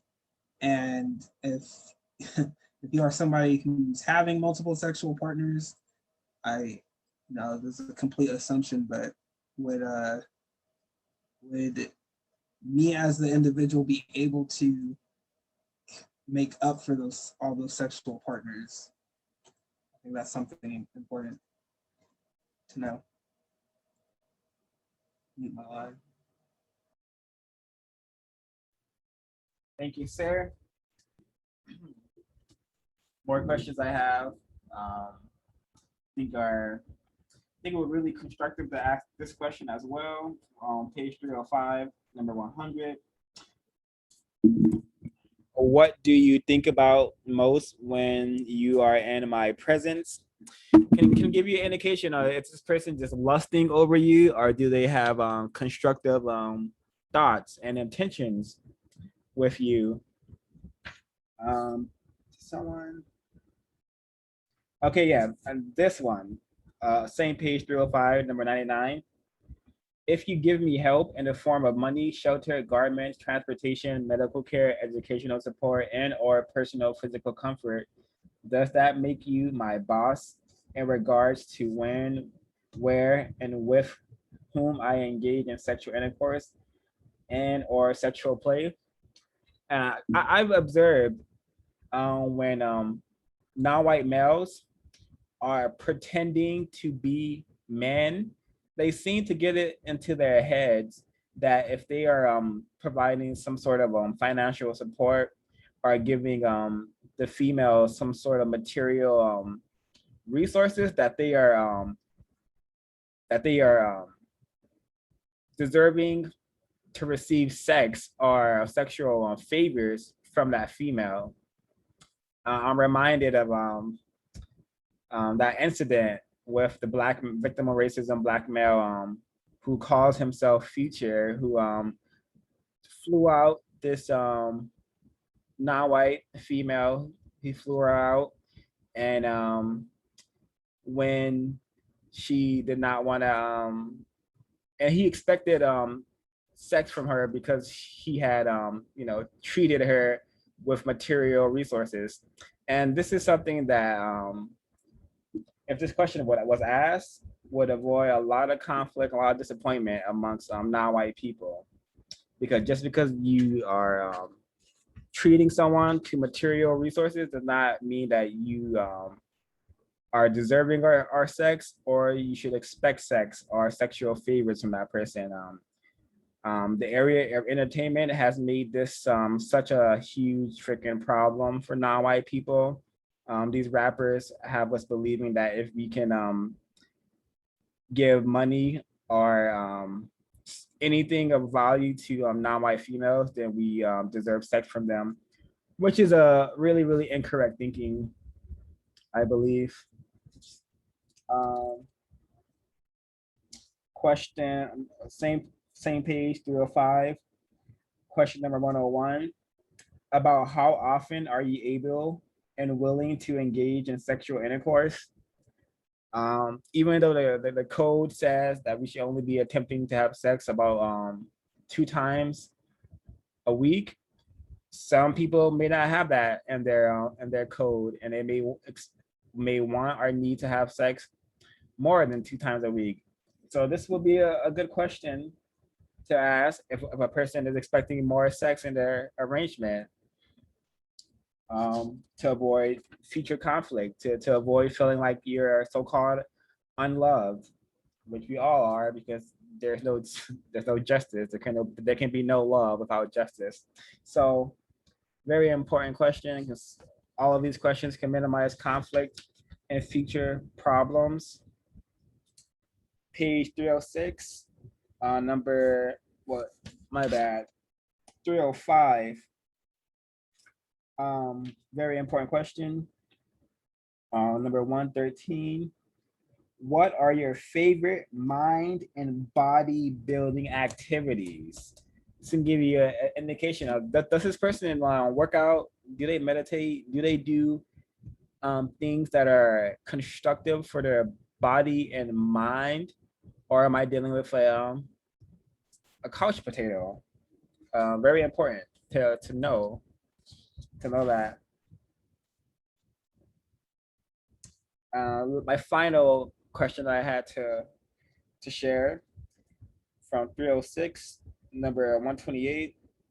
Do you enjoy producing things, repairing things, preparing food, and doing other things for adding pleasure and comfort for yourself and others in your place of residence? And this is basically a way of asking, hey, are you gonna help me maintain our dwelling, our house, our home? Are you gonna like help me cook? Are you gonna cook sometimes? Are you gonna clean? Are you gonna clean sometimes? Are it just gives an indication of what to expect in regards to maintaining the household, because the system of racial white supremacy has trained Black males pretending to be man. It has trained them to believe that they don't have to do any of the cleaning of the home and cooking because they may be bringing in some money, which is totally incorrect. I suspect. So this could give the the non-white female indication of if she's going to be getting some help from this person in other areas besides maybe financial support. Um, yeah, I guess that wraps up the questions, unless others have more questions to share. I think the purpose for this code book and the purpose for all these questions is just to minimize conflict and all the chaos that the system produces. But before I continue, I will let Ms. B chime in, and then Mr. Dromo. Hi, I don't really have a question, but it's on the same lines of this, but it just, these questions, they let me let me see, let me get my thoughts straight. How do I want to put this? The questions that I see online on Twitter, especially like, oh, $200, is that too much for a date? Like that just lets, like, compare that question to the question in these books, in this book, and I'm just like, wow. So I don't know, I don't want to ridicule anyone, but just like childish and so immature. Like, yeah, like the questions that you see online about dating and relationships, they're they're not constructive. And I think the questions in this book, you would have zero angry step parents, like I put in the comment section here, zero baby mamas, zero baby daddies, zero child support. If we all just ask these questions in this book before we hit the bedroom, if we waited the 200 plus days before we hit the bedroom, it would eliminate so many problems. That's all. Agreed. Just thinking about all those people who hit the bedroom the moment they met and they have an offspring because of it. And now the offspring is suffering amongst the victims of racism, also suffering. So this whole baby mama, baby daddy drama could all be totally eradicated if the code was practiced in the area of AIDS, sex. So, and I agree, most things involving like dating and relationships that you will find on the internet will be very, very, very superficial, because those things I suspect aren't intended to like actually create constructive bonds at all. Those things are just refinement or maintaining the system of white supremacy by keeping everything at such a surface / superficial level. Mr. Drummond? Hi, this is Ash. I really liked what Helen B said, because I noticed that too online. Like, people will have really superficial type of questions that they want to ask on a date, like what's your favorite movie, things like that are supposed to determine the person's character. And I don't even think that they consider these types of questions. one of the questions that I thought was interesting, and I apologize if it was already read, was number 10. In what ways are you self-supporting?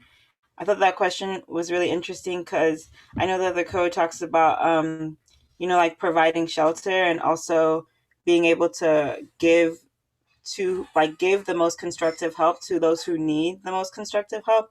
But I also think it's important that people understand what they're capable of and what they're like able to do independently, because I think it's often that there's a lot of relationships where the non-white male is supporting the non-white female, or the non-white female is supporting the non-white male, and that produces a dynamic that's probably not really healthy, because if things don't go well, neither party may be able to leave because one is dependent on the other.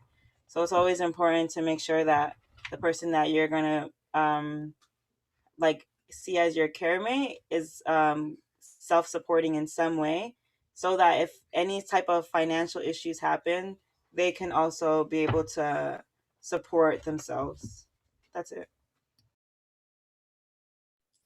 Thank you, Miss Ash. Very, very accurate. I think we can get into before we get to closing comments, I just want to read page 307 just to remind some of folks who may be watching this video that the basic purpose for the aforementioned is 307. The code says basic purpose for the aforementioned: to minimize conflict, confusion, jealousy, hypocrisy, and misunderstanding in all matters that involves sexual intimacy between non-white males and non-white females during the existence of the system of white supremacy racism, to help produce more honesty and more effective counter-racist thought, speech, and action that involves sexual intimacy between non-white males and non-white females during the existence of racism, white supremacy, to help avoid the promotion of diseases and or the production of unwanted offspring, while at the same time helping to promote counter-racist thought, speech, and action through sexual intimacy that is self-controlled, trustworthy, predictable, more relaxed, and with results that are less harmful, both physically and mentally. Like this is what non-white people collectively need. Less stress, less conflict, to be trustworthy amongst themselves, to be predictable and not just always sporadic and chaotic and always on edge with each other. Notes: the aforementioned compensatory suggestions are to be used only by non-white males and non-white females, and only as a means of establishing a basic initial compensatory counter-racist interaction with each other. When they desire to also include sexual social intimacy that is non-hypocritical, less confusing, and generally more constructive. It should be understood that according to compensatory logic, there is not, nor should there be, any limit with regard to the total number of white people that a non-white person chooses to interact with in regards to the aforementioned form of a compensatory sexual social intimacy activity. In addition, the person that one chooses to interact with today may or may not be the same person that he or she interacts with the next day or many days later. Before any non-white people engage in sexual intercourse with each other for the first time, they should make absolutely certain that they have enacted all of the requirements of the compensatory counter-racist sexual social intimacy code as agreed upon with that particular person. It is important that all persons who agree to enact this form of compensatory counter-racist sexual social intimacy understand and support all of its parts and do so without conflict or confusion. According to compensatory counter-racist logic, there is not and should never be any social or sexual stigma associated with any part of the aforementioned compensatory counter-racist sexual social intimacy code. So very important, very important. If non-white people were truly honest with themselves and each other, we can do so much work to replace white supremacy with justice. But because we've been so trained away from honesty, it has produced a lot of confusion and conflict.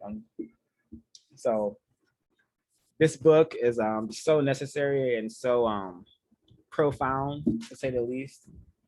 I'm happy to be learning so much from it. That being said, I think we could get into closing comments. Would anyone like to get us started? Yeah, I'll go ahead. For my closing comment, Area 8 sex is very informative. The total dysfunction that Black people and non-white people find themselves in when it comes to the area of sex could be greatly remediated with just, asking some of these questions. You don't even have to ask all of them. Just some of these questions, I think, would go a very long way in solving a lot of the issues we have together as a group, as a people. Yeah. So I think it should be encouraged to I think when you're younger, we play that 21 question game. Let's change it to 130 questions and let's start asking those. Start getting serious about this issue and this dysfunction. Let's solve it. That's it for my closing comment. Look forward to the next discussion and thank you for the constructive conversation.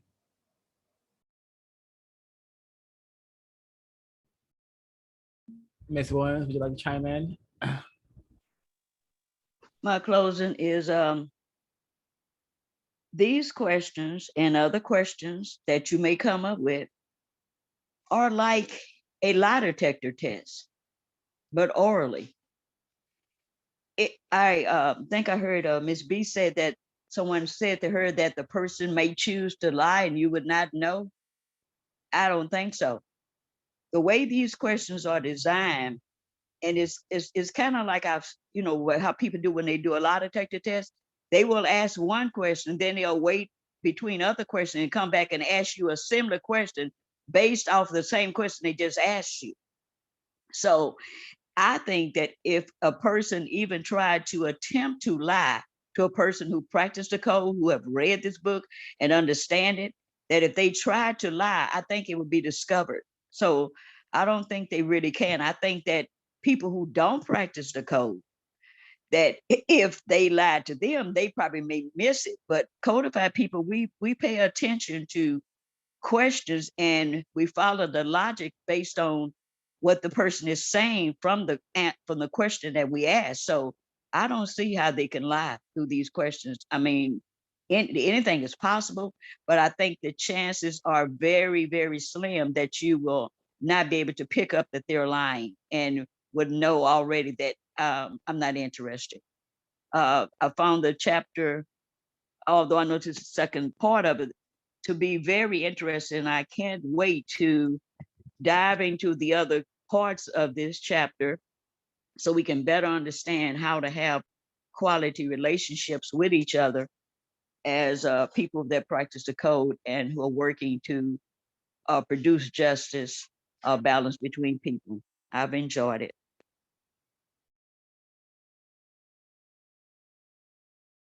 Thank you, Ms. Williams. Very, very well said. For my closing, I thought I was a very serious person before being introduced to the code. The code definitely reminds me and shows me that I have been very, very far from serious. I've just been a confused victim. But I appreciate this, the code, and I appreciate this portion of the code because a indication and a slap in the face that, hey, sex should be taken very, very seriously and it's not something to be played around with. Just because we see in the area of entertainment sex being so like pushed down our throats and everything's being so hypersexualized from the males to the females and their lack of clothing. But sex is something very that we should take serious. It's just something we should spend an adequate amount of time preparing our minds and bodies before we do it.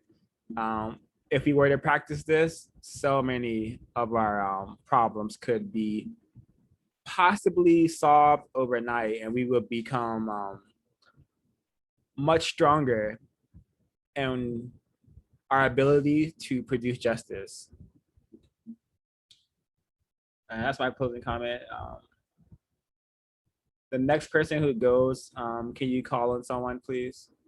Actually, I'm just gonna call on someone. I saw Dromo. Yes, thank you, 05. For my closing comments.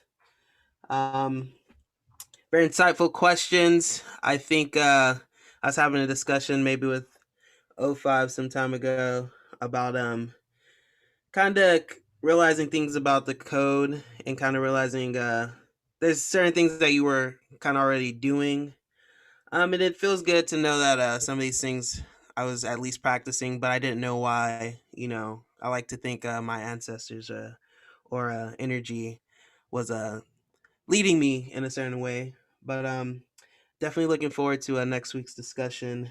And lots of great questions to ask. You know, lots of great questions to ask on the next encounter, I guess. So those are my closing comments for this week. Thank you for the constructive conversation. And for my closing comments in regards to the pages we covered, definitely good questions. It was what, about 130 of them, and I'm pretty sure there's more questions that could be asked, because for those of us that attended the Welsing Institute, I believe there is 217 questions that someone came up with there. So I would definitely be interested in getting that list and comparing it to what we covered in the book. And as far as the 1984 edition, these questions and stuff and whatnot, they are not in there. So this has been added on to the revised and expanded edition. And that's it for my closing comment. Thank you, sir. Ms. B, would you like to share some closing comments? Just really quick, I enjoyed the conversation. Excellent observation, excellent questions. And yeah, that's it. I enjoyed the conversation. Thank everyone. Gonna end it there.